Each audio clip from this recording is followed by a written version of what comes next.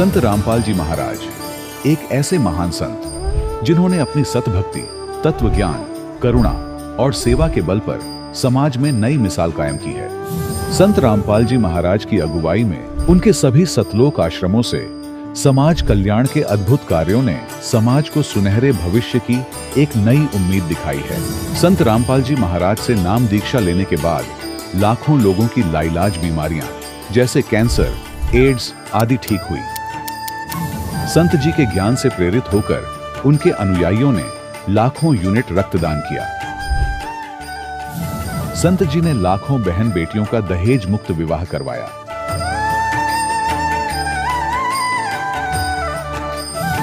संत जी ने लाखों लोगों का नशा छुड़वाया, करोड़ों उजड़े परिवार बसे। संत जी के आश्रमों में समागम के दौरान निःशुल्क नेत्र चिकित्सा, दंत चिकित्सा प्रदान की जाती है। संत रामपाल जी महाराज द्वारा समय समय पर पर्यावरण संरक्षण के उद्देश्य से बड़े स्तर पर वृक्षारोपण किया जाता है। संत जी ने जरूरतमंदों को तत्काल राहत पहुंचाने के लिए एम्बुलेंस सेवा शुरू की। संत जी अपने अनुयायियों को देहदान के लिए प्रेरित करते हैं, जिससे मानवता की सेवा और चिकित्सा क्षेत्र में सुधार हो सके। संत रामपाल जी महाराज के सभी आश्रमों में हर रोज निःशुल्क भंडारा आयोजित किया जाता है, जहां हर वर्ग, हर जाति और हर धर्म के लोग एक साथ बैठकर भोजन करते हैं।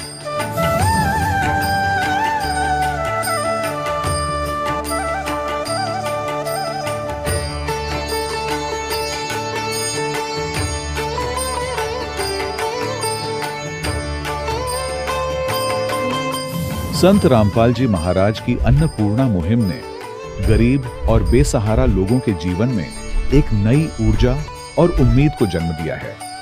घर घर खाद्य सामग्री और जरूरी मदद पहुंचाकर संत रामपाल जी महाराज ने लोगों को दुख और मजबूरी से लड़ने की ताकत प्रदान की है।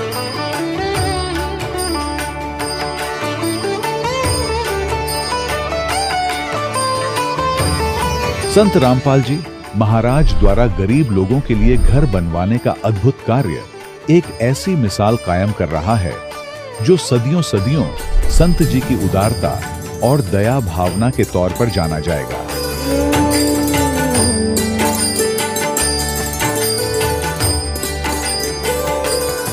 संत रामपाल जी महाराज के आश्रम में हजारों बुजुर्गों को सम्मान और प्यार के साथ जीवन जीने का अवसर मिलता है।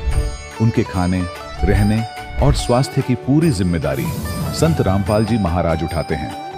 अनाथ बच्चों के लिए संत रामपाल जी महाराज के सभी आश्रम किसी वरदान से कम नहीं। यहाँ उन्हें शिक्षा, संस्कार और भविष्य के लिए बेहतर अवसर प्रदान किए जाते हैं। चाहे बाढ़ हो, भूकंप या महामारी, संत रामपाल जी महाराज और उनके अनुयायी हमेशा ही जरूरतमंदों के लिए सबसे आगे खड़े रहते हैं।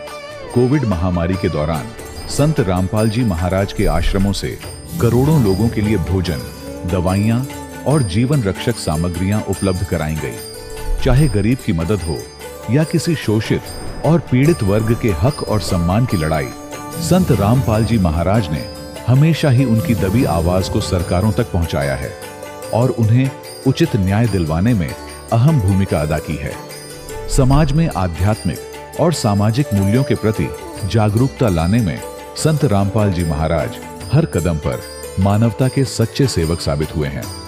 संत रामपाल जी महाराज का जीवन हमें सिखाता है कि सच्ची सेवा वही है जो निस्वार्थ भाव से की जाए। आइए हम भी इस महान सेवा के कार्य में इस महान संत से जुड़ें और संत रामपाल जी महाराज से नाम दीक्षा लेकर अपने जीवन को धन्य बनाएं।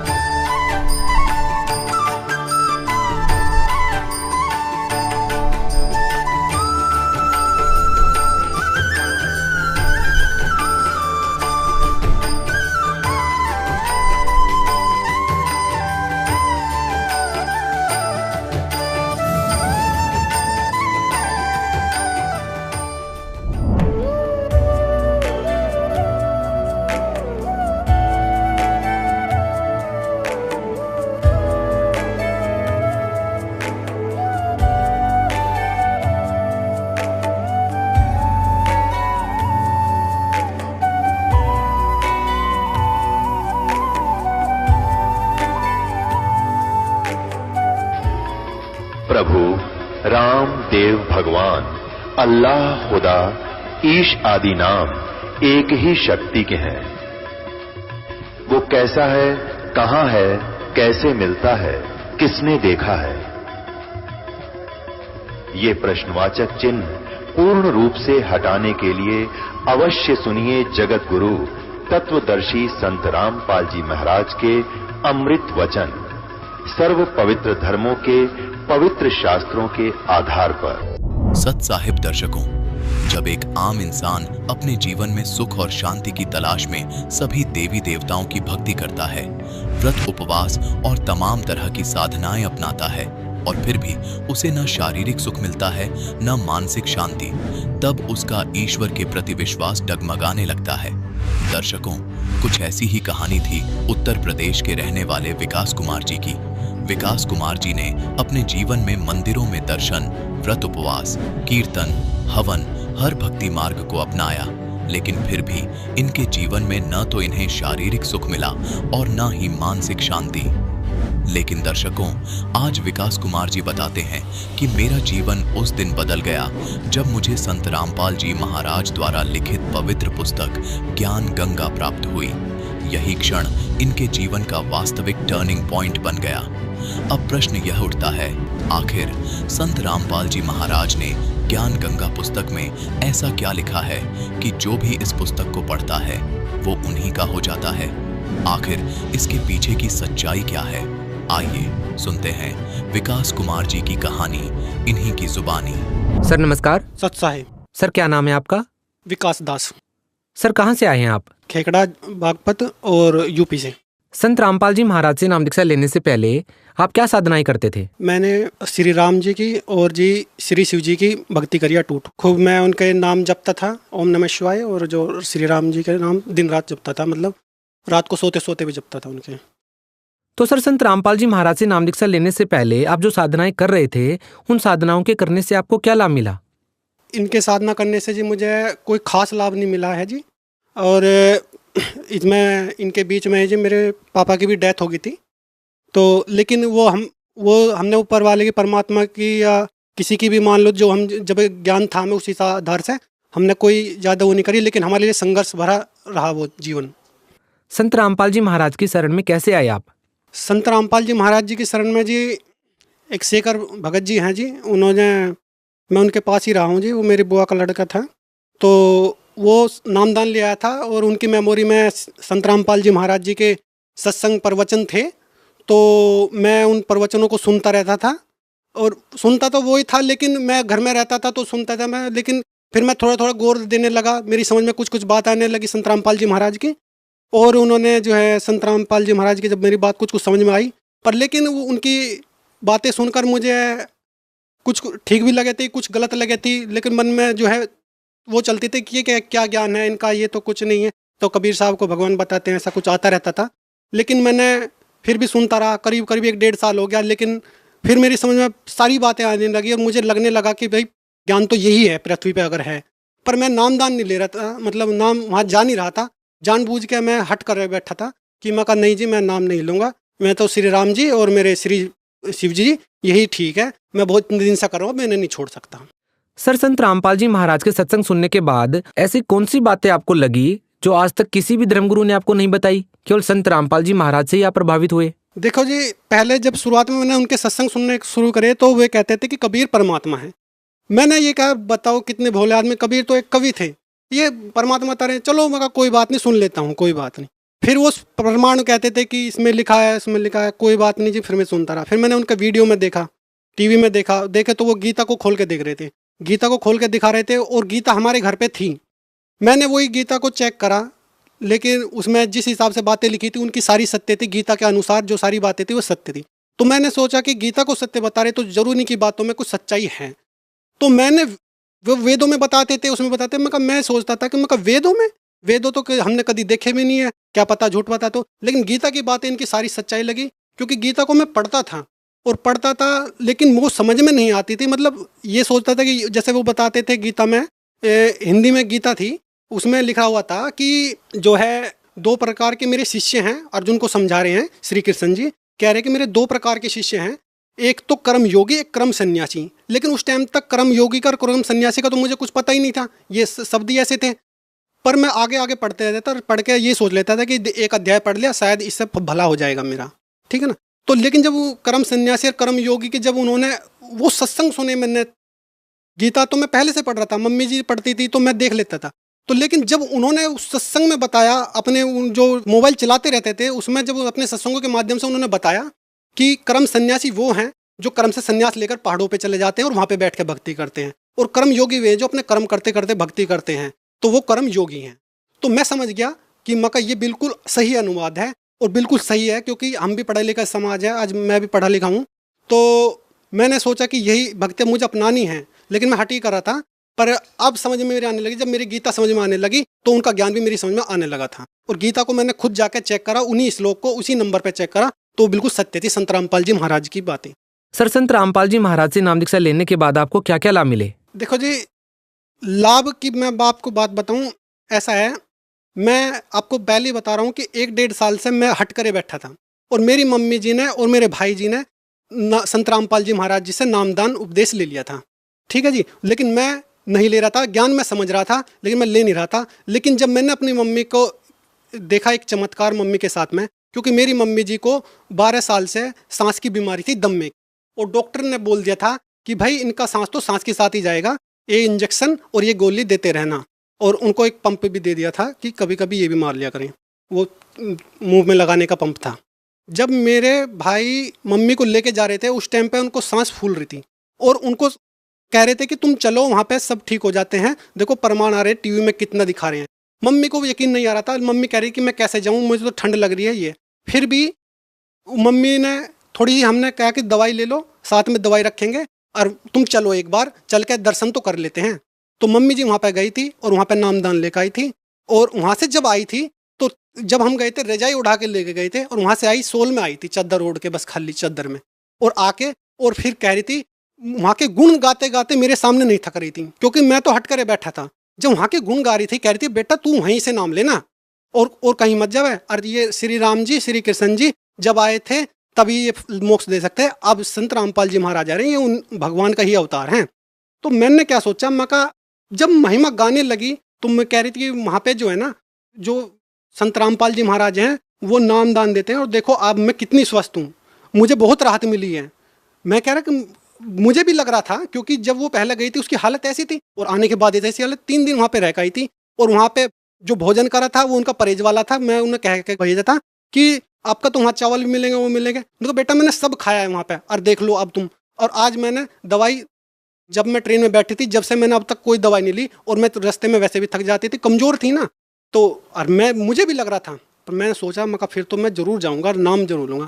और लाभ की मैं अपनी बताऊँ, मेरी नौकरी नहीं लग रही थी, अपना जो मैं नौकरी के लिए घूम रहा था, इधर उधर जाता था, नौकरी नहीं लग रही थी। जब मैंने सोचा कि मेरा कहीं से काम नहीं बन रहा, मेरी नौकरी भी नहीं लग रही, अब मैं संत रामपाल जी महाराज के सामने ही गिड़गिड़ाऊंगा, क्योंकि जब मैं बहुत चमत्कार देख चुका था अपने भाइयों के भी, और मम्मी का सांस जो बिल्कुल ठीक हो चुका है, आज भी मेरी मम्मी है प्रमाण के तौर पे है, उनकी दवाइयाँ वगैरह सब कुछ है, लेकिन आज वो बिल्कुल ठीक है।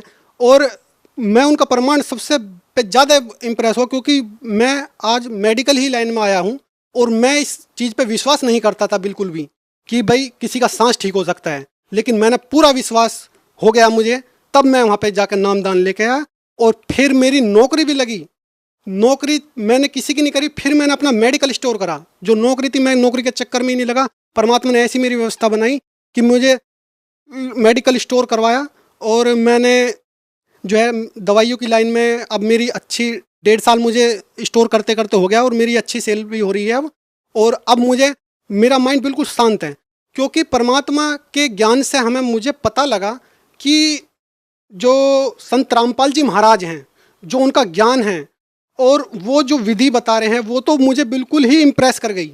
उनकी जो विधि है बताने की, परमात्मा को जो वेद और शास्त्र और गीता कुरान सबसे मिक्स करवा दिया, जो अब मैं आप सबको बताता हूँ, उनके प्रमाण दिखा दिए। अब तो बिल्कुल ही कहीं और में जी ही नहीं लगता। और कोई भक्ति के लिए मुझे अगर कोई कहे कि ये कर लो वो कर लो, किस आधार पे कर लूँ, अब मुझे पता लग गया है कि अपने शास्त्रों के अनुसार पे भक्ति करनी चाहिए हमें। सर, संत रामपाल जी महाराज से नाम दीक्षा लेने के बाद आपको क्या क्या लाभ मिले?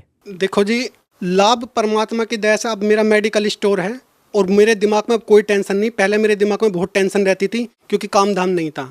और सबसे पहले जो आदमी का काम धाम नहीं होगा, जो 20-22 साल का हो गया हो और उसका काम धाम ना लगे, बेरोजगार हो जाए, तो आप खुद समझ सकते हो कि वो कितना परेशान है। और वही परमात्मा ने मेरी सबसे पहले परेशानी हल करी, क्योंकि काम धाम के बिना मन में गलत विचार आने शुरू हो गए थे। ये लगता था कि भाई मैं तो किसी लायक हूँ नहीं।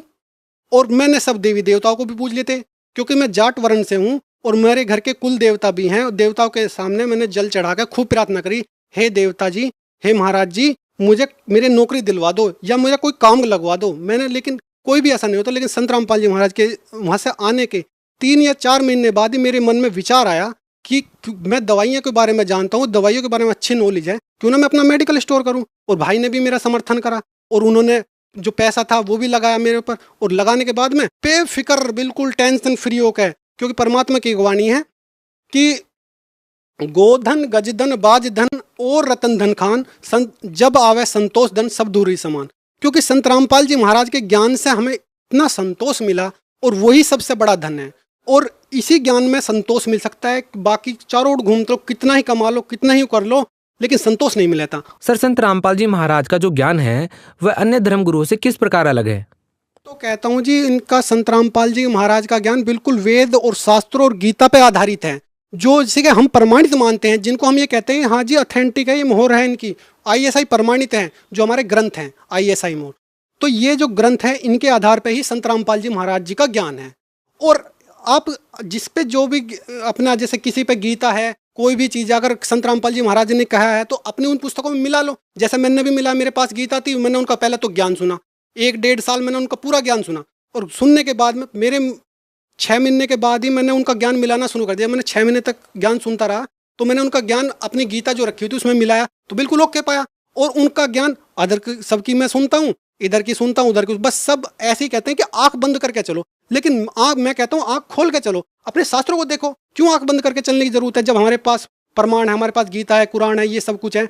और संत रामपाल जी महाराज जी की इतनी बड़ी दया है, और वो टीवी पे ऐसे खोल के दिखा रहे हैं कि अपने जैसे घर पे खोल के देख रहे हो तुम। उन्हीं पुस्तकों को मेन प्रकाशन भी दिखा रहे हैं, ये दिखा रहे हैं, उनके घर की छपी हुई नहीं, उनको खोल के दिखा रहे हैं। जब मैंने पहली बार उनको वेद को खोल के और वो पढ़ते हुए सुनाया तो मेरे तो अंदर झंझनाहट सी मच गई। मैं कहा अरे, वेद को खोल के सामने दिखा रहे हैं, और वेद तो हमने कभी इसका ऊपर का गत्ता तक नहीं देखा था। इतना मोटा वेद दिखाया उन्होंने, और वो दिखाया उसके अंदर जो है हमने ये देखा कि मैं बिल्कुल सही अच्छी बात है। गीता खोल के गीता में हमारी सारी ओके बात है, बिल्कुल उसी पृष्ठ पे उसी नंबर पे वही चीज़ लिखी हुई है। और देखो, एक अवश्य जाने वाला पर्चा है संत रामपाल जी महाराज को, उसमें लिखा ब्रह्मा विष्णु महेश के माता पिता कौन है, किसी के पास कोई जवाब नहीं, और शास्त्रों में लिखा हुआ है शेरावाली दुर्गा अष्टांगी का पति कौन है, और वो पूरे श्रृंगार करी हुई है तो उसका पति भी है। लेकिन किसी भी, हाँ ये तो मानते हैं हाँ जी दुर्गा पूरा श्रृंगार करती है तो उसका पति कौन है जी, पता नहीं जी, पता नहीं जी। तो तब मैं उसे बताता हूँ कि ज्ञान गंगा पुस्तक आती है, आप उसको पढ़िए, उसके ज्ञान को समझिए। सर, ज्ञान गंगा पुस्तक को कैसे मंगवा सकते हैं? कितने रुपए में मिलेगी ये पुस्तक? ज्ञान गंगा पुस्तक का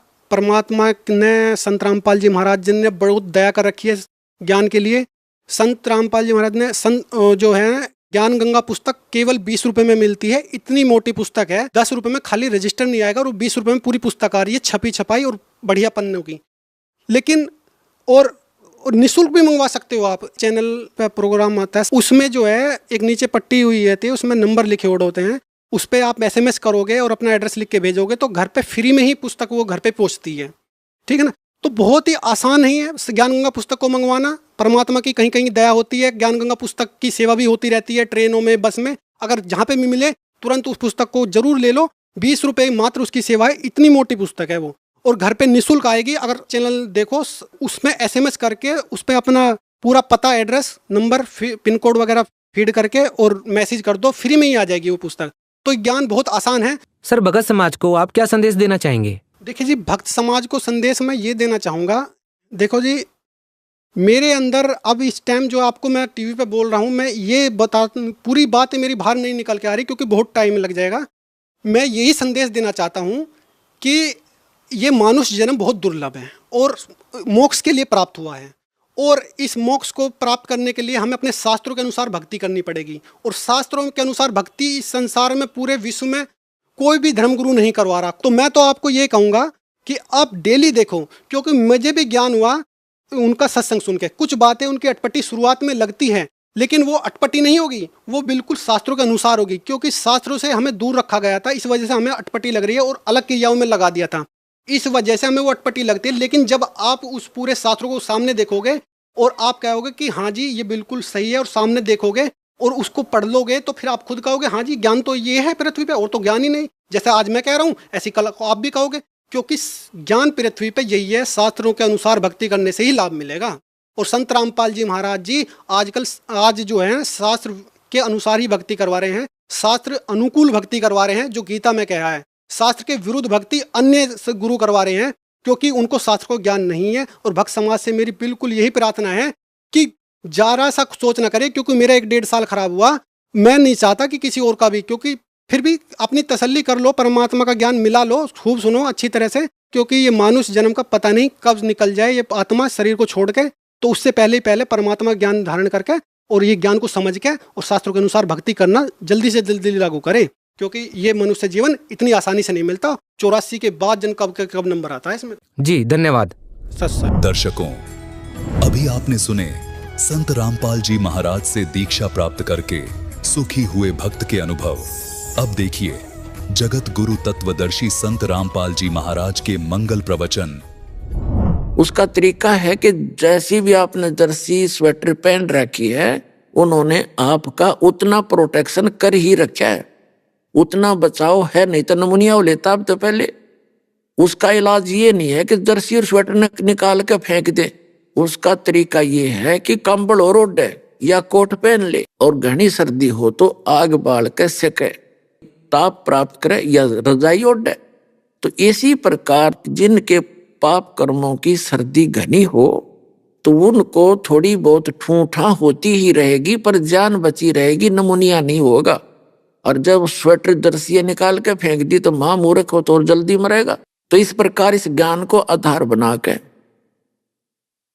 भक्ति सफर को तय करो, डगमग ना होना। क्योंकि दास का उद्देश्य है आपको पहले तो इस ज्ञान से परिचित कराऊं और इस समाधान और भक्ति विधि से परिचित कराऊं कि इस विश्व में इस दास के अतिरिक्त धरती पे 21 ब्रह्मांड में भक्ति मार्ग नहीं है और ज्ञान नहीं है। जब यहां भी आपको लाभ नहीं है तो उसके 2 कारण हैं। एक तो ये है आपके जो पूर्व जन्म के पापों की सर्दी ज्यादा है, और उसका प्रोटेक्शन यही है कि सिमरण बढ़ा और दान धर्म भी बढ़ा और डगमग ना हो, लगा रहे, इसी ये ठीक हो जाएगा। दूसरा कारण ये है कि आप कोई गफलत कर देते हो, आपका कनेक्शन कट गया होगा, पुनरुपदेश लेवे, अपनी गलती स्वीकार करे, भविष्य में गलती नहीं करे। जैसे कनेक्शन कट जाता बिजली का, पावर का, तो वो पावर अपना काम थोड़ी करेगी आपके घर पर, ना पंखा चले, ना मोटर, ना चक्की, तो वो बात बिगड़ेगी। जो पावर ने काम करना था वो कनेक्शन कट गया, तो नाम सुचारू रखना पड़ेगा। तो यहाँ कहते हैं सतगुरु के दरबार में कमी काहे की ना, अंसा मौज नहीं पावता तेरी चूक चाकरी में। यदि परमात्मा की रजा आप पर नहीं हो रही है तो आपकी कोई भक्ति में, कोई श्रद्धा में कोई कमी है, चूक है, उसको सेट कर और फिर सारा काम ठीक हो जाएगा।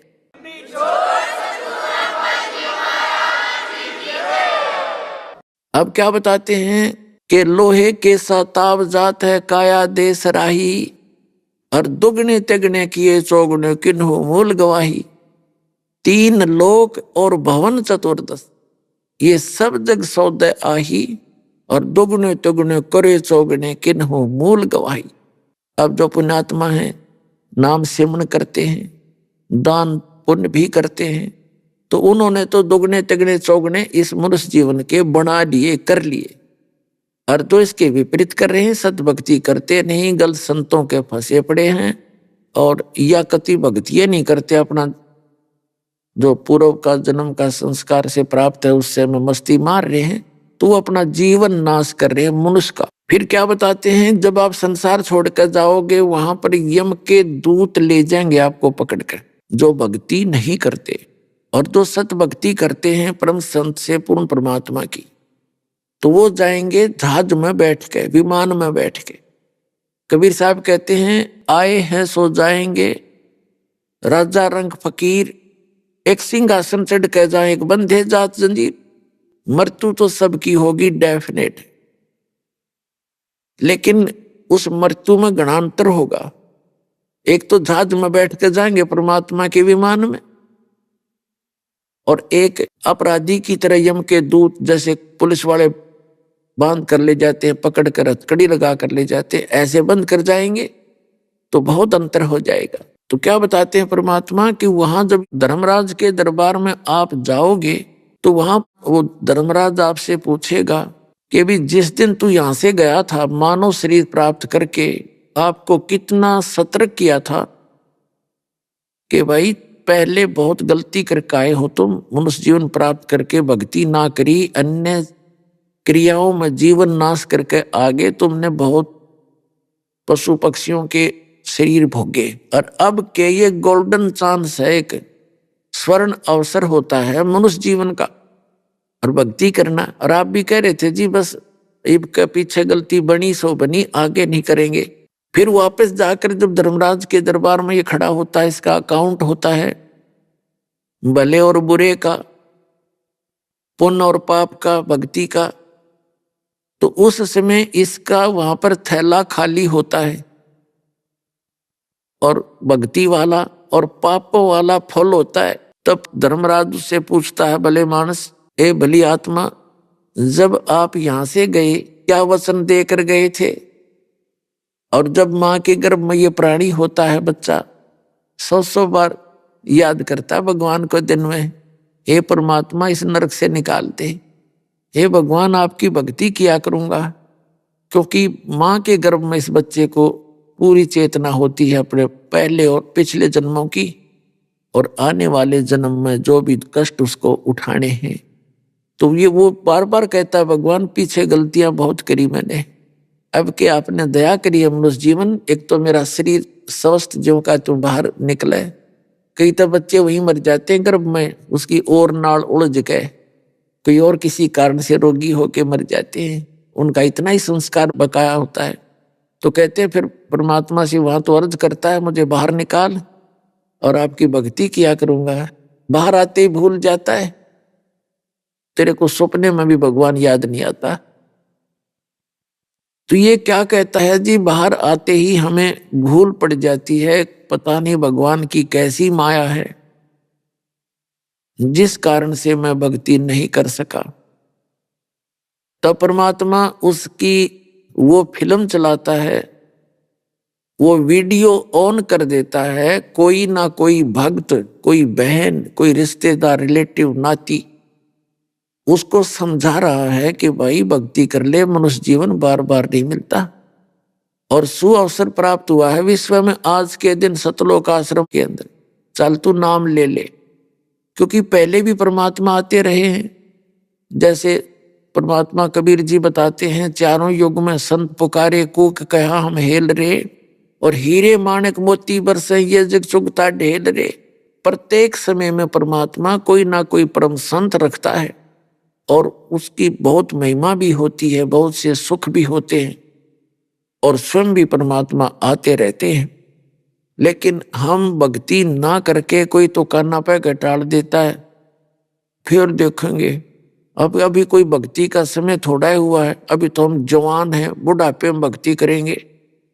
बुढ़ापे में भक्ति कर ली जी जानेगा, जिसे बुढ़ापे में भक्ति करोगे, कदे आंख बनवानी, कदे सिर में दर्द, कदे दांत निकलवाने, कभी सारा शरीर कमजोर हो जाता है, बुरा हाल हो जाता है जीव का।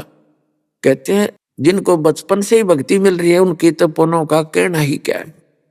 और ये बुजुर्ग भी दुख ना माने, कदे न सोचे भाई क्या बनेगा, हम तो बुढ़े हो गए, भक्ति ना बने ना, भक्ति अब भी बनेगी। लेकिन जो बिल्कुल भक्ति नहीं करते उनके विषय बताया जाता है कि वो न्यू सोच के चलते हैं कि बुढ़ापे में देखेंगे, फिर देखेंगे।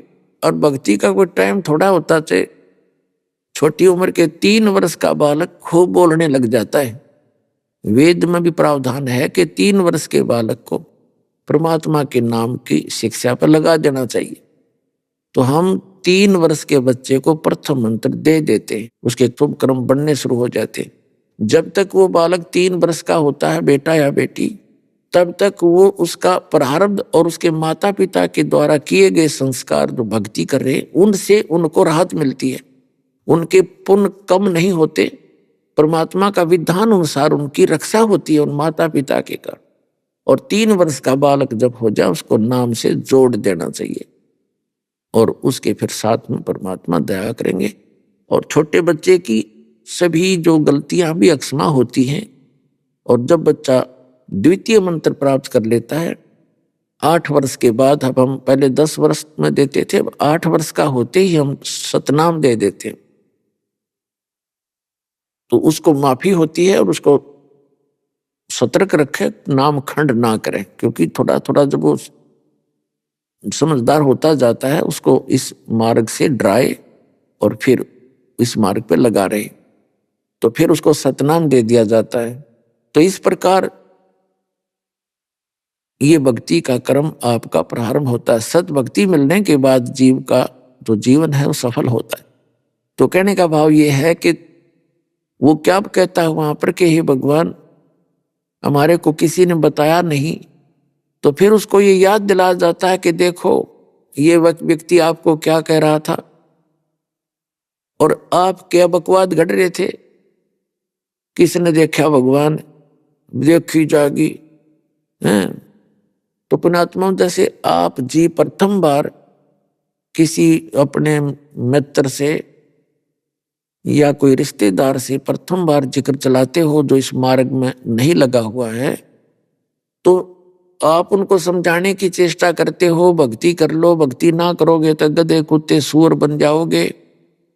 तो वो बगैर ज्ञान का व्यक्ति ये कहता है देखी जागी, पहले तो कहेगा किसने देखा है, फिर क्या कहता देखी जागी जो होगी, सारा संसार जाएगा, वहां हम चले जाएंगे। तो पुण्यात्माओं, क्योंकि हम जिस संसार में रह रहे हैं समाज में, वहां पर भक्ति ना करने वालों की अधिकता है। भक्ति करने वाला कोई इक्का दुक्का है, और जो अन्य संतों के शिष्य हैं वो भक्ति का नाम उनके पास कर रहे हैं, उनको भक्ति नहीं है, वो संसारिक व्यक्तियों से भी गलत कार्य कर देते हैं वहां पर।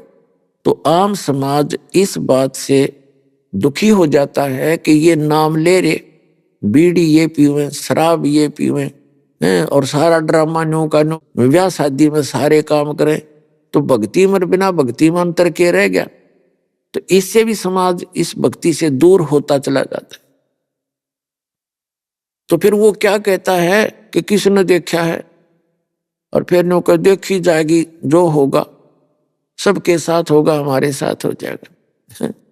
अब फिर गधा अपने पास से क्या देखेगा तू, फिर तो कुम्हार देखेगा, 2.5 मन का बोरा कट पे मारेगा लठगट्टियां पे।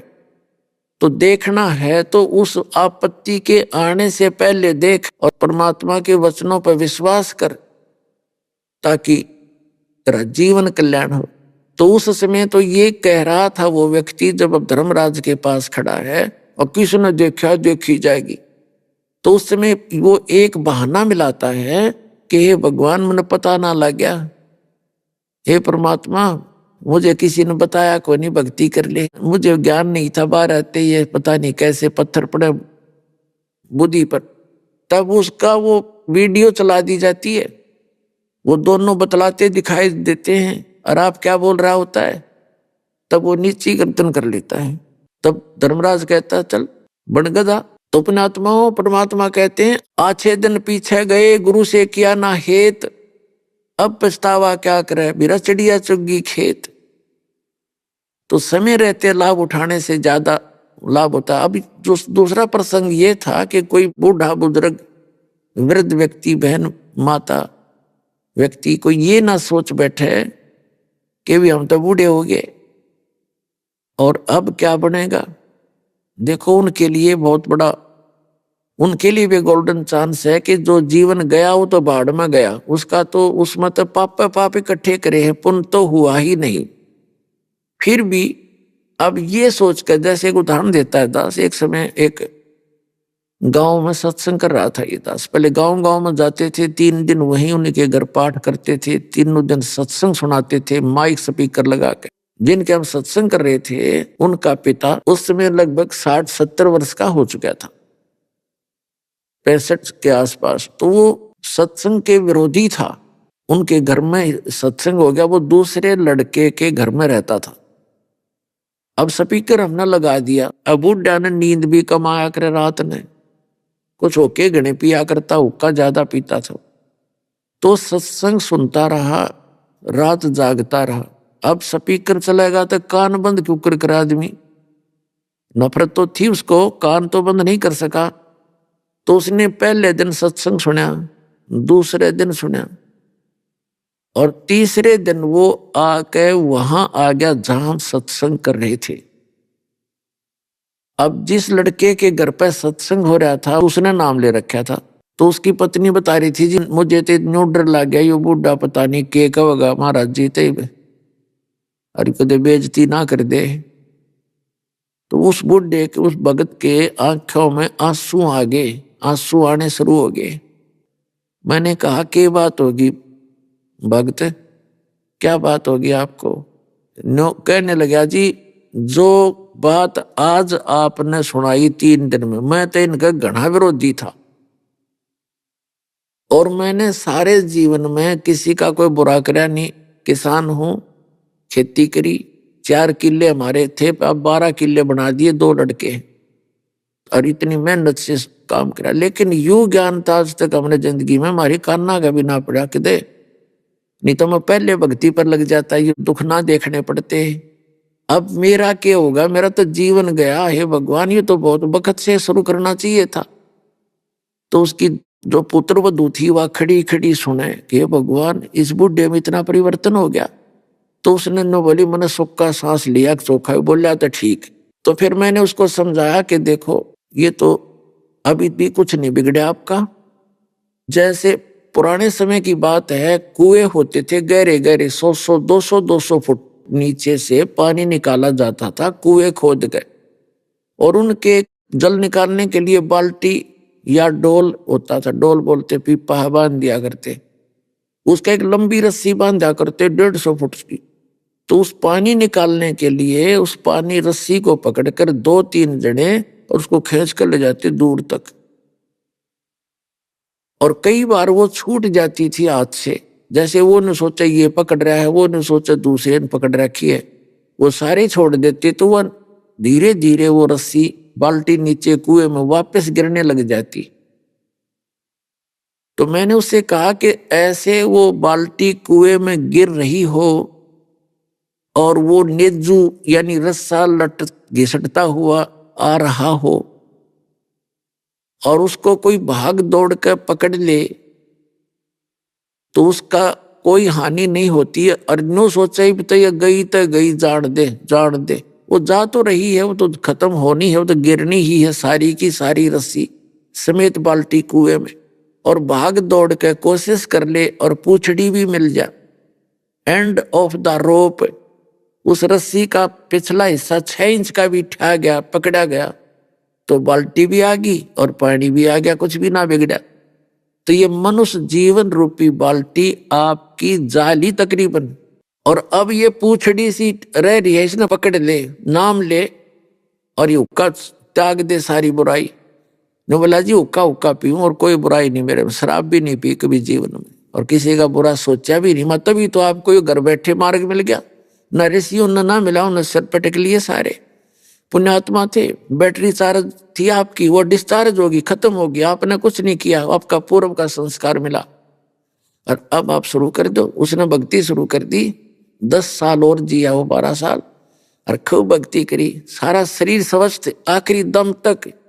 ने बोला जी कदे जुखाम भी नहीं हो लिया, नाम लिए पाछे सारी बुराई छूट गई, यानी उकाली।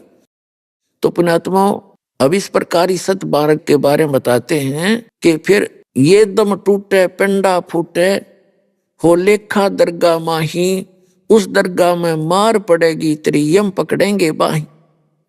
जब वहां जाओगे यम के दूत पकड़ के ले जाएंगे, यहाँ चाहे राष्ट्रपति बन रहा हो इस पृथ्वी का, पूरी पृथ्वी का, भगवान के दरबार में इस सत भक्ति और गुरु से प्राप्त नाम प्राणी की ही वहां इज्जत रहती है। ना वहीं सी बिरान माटी करें, उड़ा कोई ना देखता यू क्या था, उनको सब पता है क्या था। ये पिछले जन्म पुण्यक्रम थे, उनके कारण से प्रधानमंत्री बन गया, भक्ति करी नहीं, अगले जन्म में गधा बनेगा वो। बताया यहाँ का खाक सुख है ये, एक नहीं, आपको असंख्य प्रमाण दिखा दें। कबीर साहब कहते हैं, कबीर हरि के नाम बिना ये राजा रसब हो और माटी लदे कुमार के, फिर घास ना नहीं रह कोई। पुण्यात्माओं, जब हमें ये ज्ञान होगा कि सचमुच जो ज्ञान हमें दिया जा रहा है ये सारी सत्य हैं, तो तब हमें उस बात की दृढ़ता होगी और बुराई छूटेगी, भगवान में रुचि बढ़ेगी। आपको एक थोड़ी सी झलक दिखाते हैं कि जो भक्ति भी कर रहे हैं और पूर्ण परमात्मा की भक्ति उनको मिली नहीं, और जैसे जिस स्तर की वो साधना करते हैं और सच्ची लगन से करते हैं, फिर भी उनके जन्म और मृत्यु का यो दीर्घ रोग नहीं कटता। और हमारा उद्देश्य है इस परमात्मा कबीर जी का, जो हमारे सब के मालिक हैं, पूरे विश्व के सभी प्राणियों के वो एक ही मालिक, एक ही मात्र परमात्मा हैं, हमारे पिता हैं, हमारे जनक हैं, हमारे दुख में दुखी होने वाले वही हैं।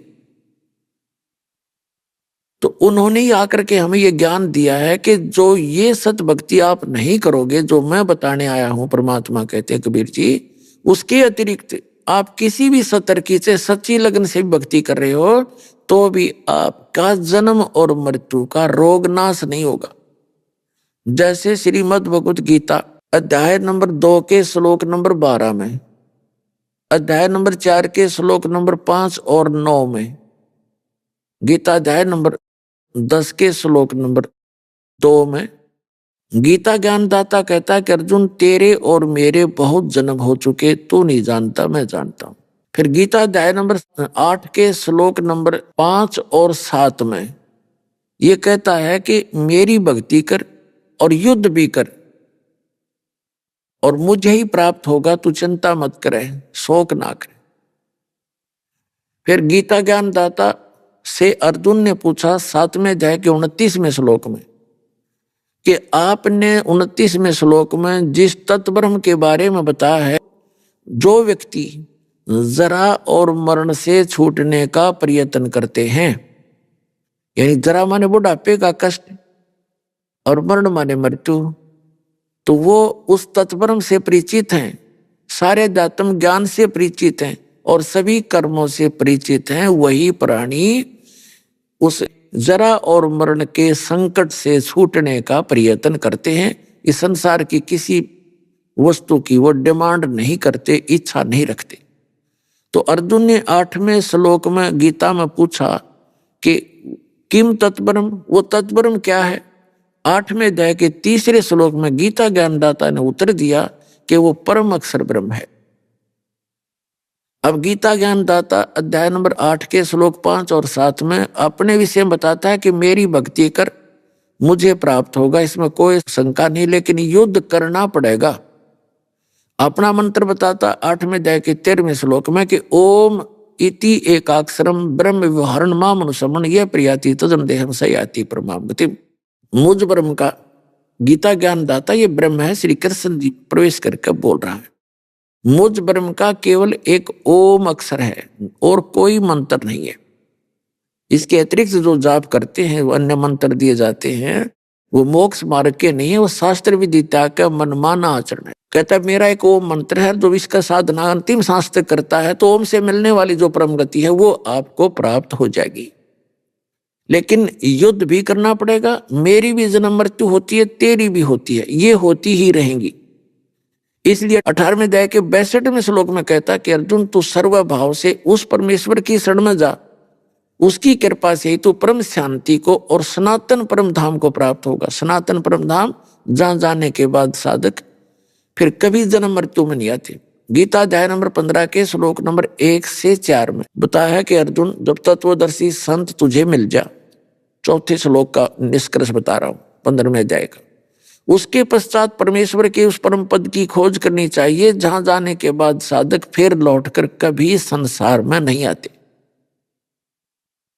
और जिस परमात्मा ने सब संसार रूपी वृक्ष की रचना की है, यानी सबका जो मालिक है, रचनहार है, केवल उसी की भक्ति करो और की नहीं करनी। गीता ज्ञानदाता अपनी भक्ति को भी मना कर रहा है। तो कहने का भाव ये है, उसके लिए फिर 4थे अध्याय के 34वें श्लोक में बताया है कि जिस तत्व ज्ञान से वो मोक्ष मार्ग मिलेगा, वो तत्वदर्शी जो संत बताओगा, उस ज्ञान को तू तत्वदर्शी संतों से जाकर समझ। उनको दंडवत प्रणाम करने से और कपट छोड़कर प्रसन्न करने से वो तत्वदर्शी संत तुझे वो तत्व ज्ञान का उपदेश करेंगे। तो उस परम अक्षर ब्रह्म की भक्ति बताई है 17वें अध्याय के 23वें श्लोक में गीता जी में। ओम तत्सत इति निर्देश ब्रह्मण त्रिवेद समर्थ। ब्रह्मण माने सचिदानंद घन ब्रह्म का, यानी परम अक्षर ब्रह्म की साधना 3 मंत्र से होती है उसकी प्राप्ति। ओम तो सीधा ही है ब्रह्म का, इसको सरपुरुष भी कहते हैं ब्रह्म को।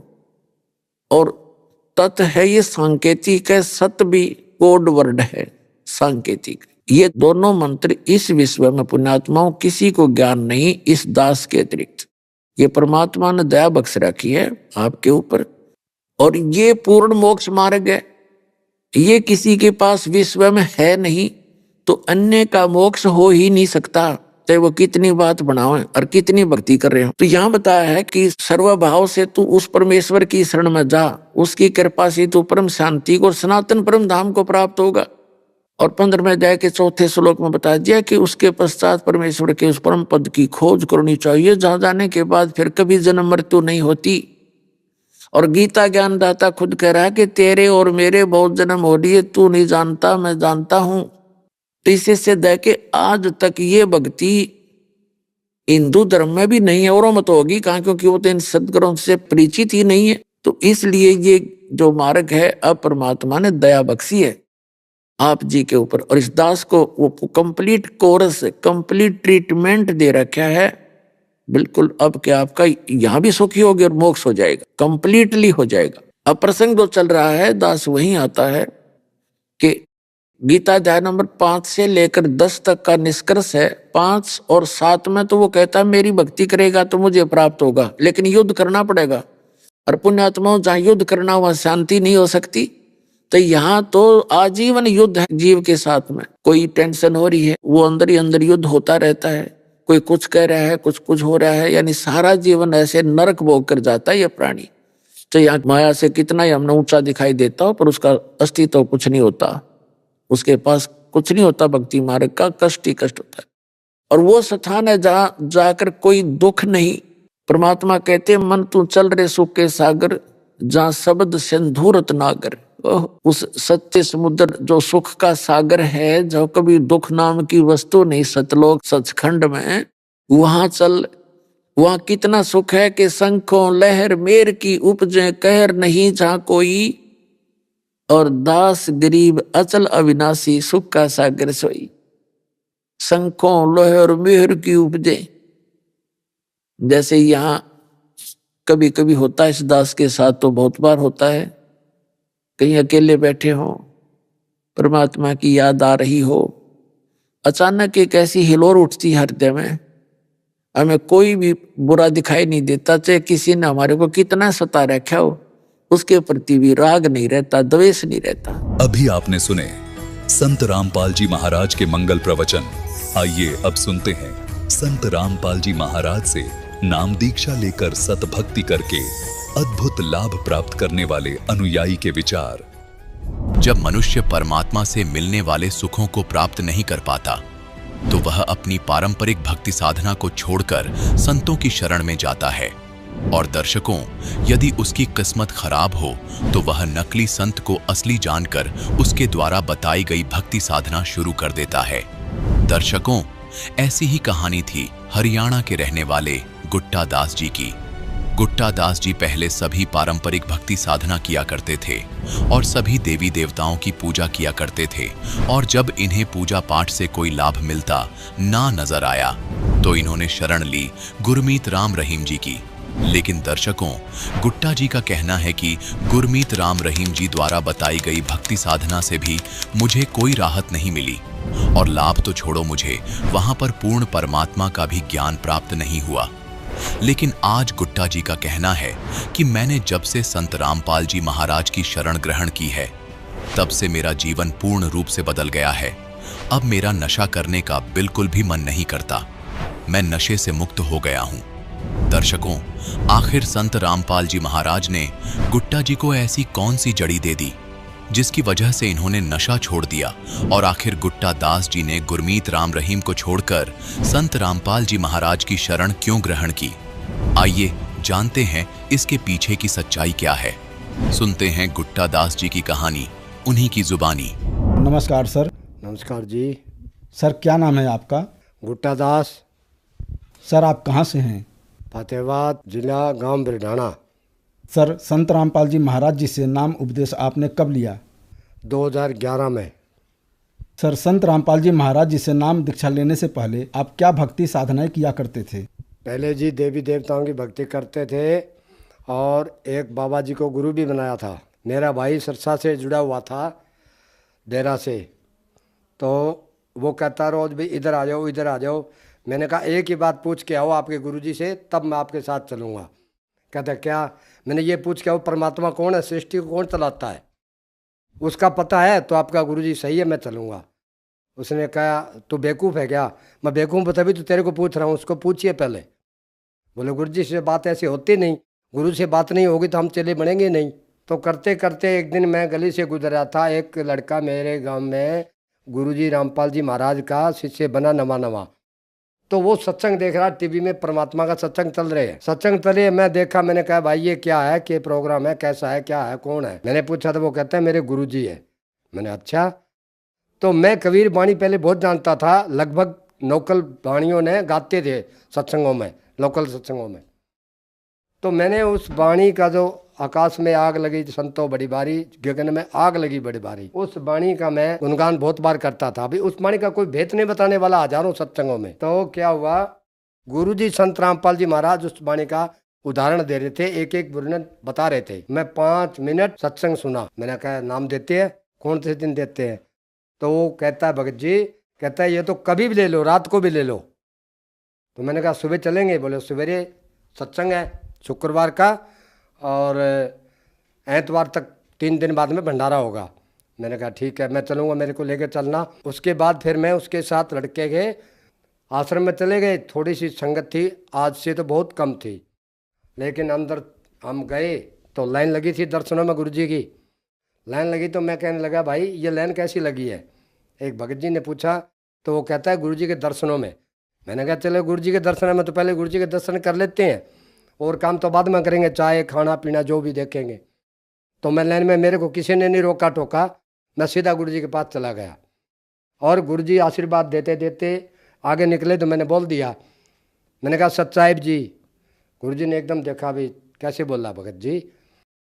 मगा जी मैं दीक्षा लेने आया हूँ। गुरुजी हंसे एक बार, हंस के कहता बेटा नाम लिए बगैर आप कैसे आ गए, अंदर कैसे आ गए मेरे पास?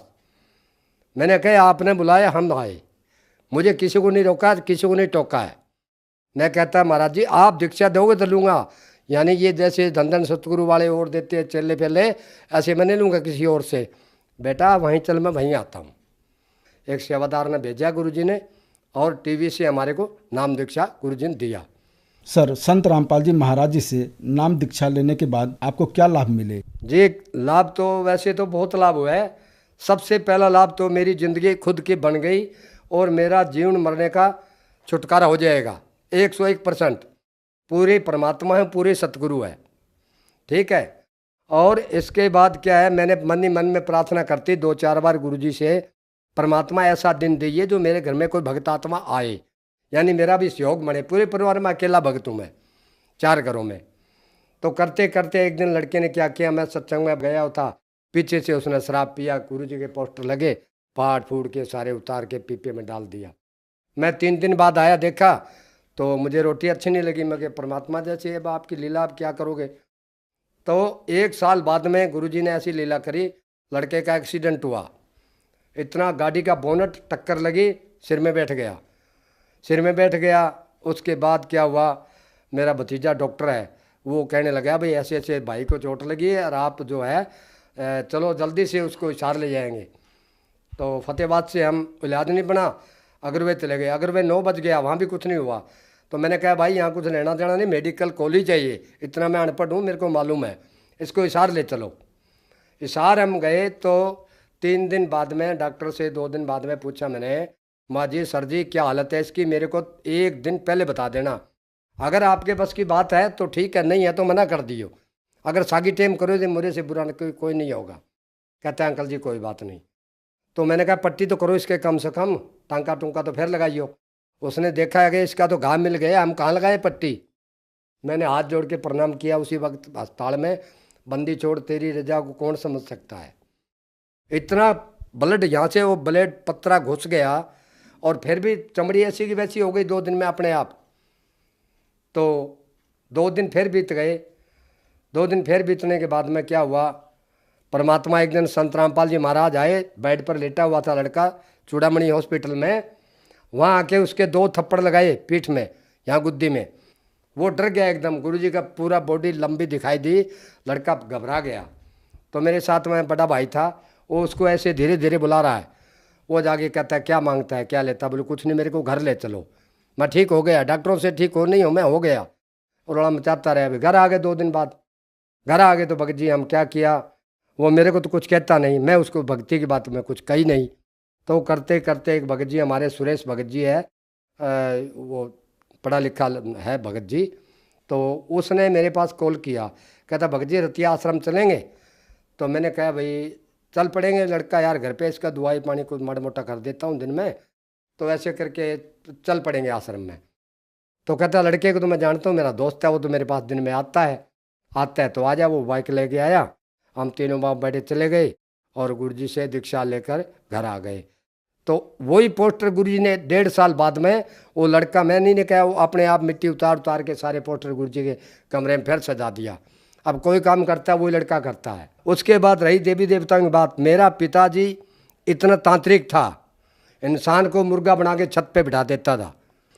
तो एक भगत जी मिला हमारे पिताजी को, कहता है ये काम करते हो ये आपकी बुरी दशा होगी और आप नरक में जाओगे, प्रेत आत्मा को आप रोकते हो, उसकी आत्मा के लिए भगवान दंडित करेगा।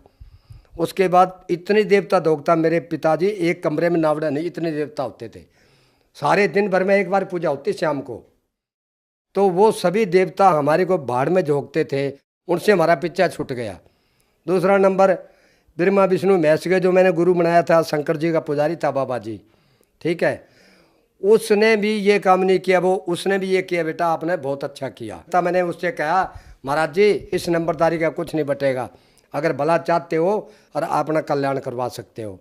उसके बाद में मेरा बेटा इतना नशा करता था कि भांग पी के बाहर सुता रहता था। अड़ोस पड़ोस के लोग कहते थे इनका लड़का भंगेड़ी, रिश्ता भी नहीं होता है, 30 साल की उम्र हो गई। और दारू भी पीता था, लेकिन सामने नहीं, लेकिन पीने के बाद तो दारू आप ही बता देती है भी मैं इसने पी रखी है। और हम पहले नशा बहुत किया है, गांजे का, दारू का, और मांस भी खाया है, सुल्फा गांजा सभी नशे करके। जिस दिन तम्बाकू का पता चला उस दिन बाद में हाथ भी नहीं लगाया, मगर यहाँ कल्याण होगा। सारी चीज़ गुरुजी संत रामपाल जी महाराज के शरण में आने के बाद में हाथ भी नहीं लगाते, हम छूते भी नहीं। 3 साल 4 साल मैंने दुकान भी किया है, मात्र 1 रुपया भी आमदनी ना हो, हम नशा नहीं करेंगे, नहीं किसी को देंगे। और मेरे बच्चों की रमैनी हुई है, शादी हुई है दोनों की, एक नया पैसा नहीं लगा है, 1 पैसा बेटी वाले का नहीं लगा है। सर संत रामपाल जी महाराज जी से नाम दीक्षा कैसे ली जा सकती है? भगत जी टेलीविजन पे सत्संग आते हैं गांव गांव में, घर घर में, आजकल मोबाइलों में आते हैं, उस पर एक पीली पट्टी नंबरों की चलती है, उस पे नंबर लगा के जहाँ भी डिस्ट्रिक्ट जिसका लगता है वहाँ नाम केंद्र गुरुजी के खुले हुए हैं, उस नाम केंद्र का पता लेके और वो आदमी अपना कल्याण करवा सकता है, वहाँ पहुँच जाएगा। बहुत बहुत धन्यवाद सर आपका। सच्चाई।